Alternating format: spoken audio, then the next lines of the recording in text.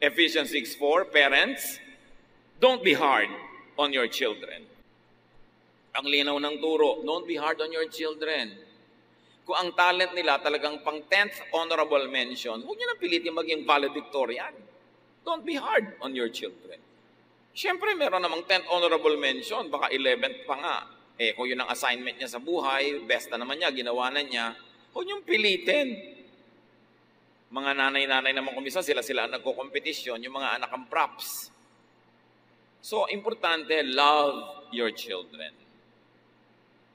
Many parents are not aware of this, but many children hunger for love.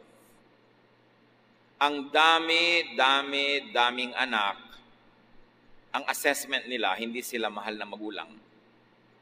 O hindi sila mahal enough. Although yung magulang, akala nila hero na sila, na minahal na nilang todo, pero sa perception pala ng anak, hindi. Dapat makiramdam.